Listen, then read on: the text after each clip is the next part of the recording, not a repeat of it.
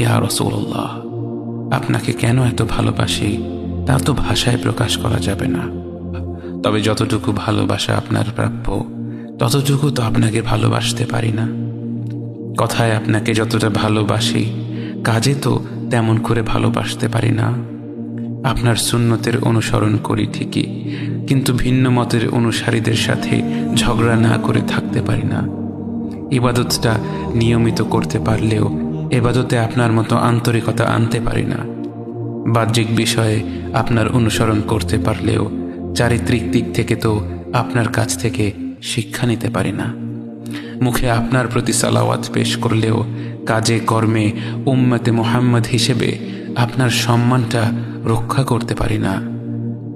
রাসূলুল্লাহ, হাবিবুল্লাহ, নবিয়ুল্লাহ, ইয়া মুস্তাফা, আমরা তো আপনার উম্মত হবার যোগ্য নই, কিন্তু আপনার রব তো সবচেয়ে ক্ষমাশীল। তিনি তো আমাদের যা প্রাপ্য তার চেয়ে অনেক বেশি অনুগ্রহ প্রদর্শন করতে সক্ষম।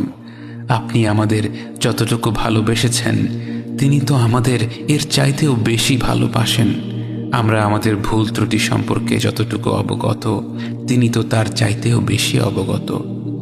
আমাদের রবের অনুগ্রহের দিকে তাকিয়ে অন্তরে আপনার প্রতি যতটুকু ভালোবাসা রয়েছে সেই ভালোবাসার দিকে তাকিয়ে আজ বুকে আশা বেঁধে রই, খুব শীঘ্রই আপনার দেখা পাবো ইয়া নবী আল্লাহ। খুব শীঘ্রই হাউদে কাউসারের পাড়ে আপনার হাতে তৃষ্ণা মেটাবো ইয়া হাবিব আল্লাহ।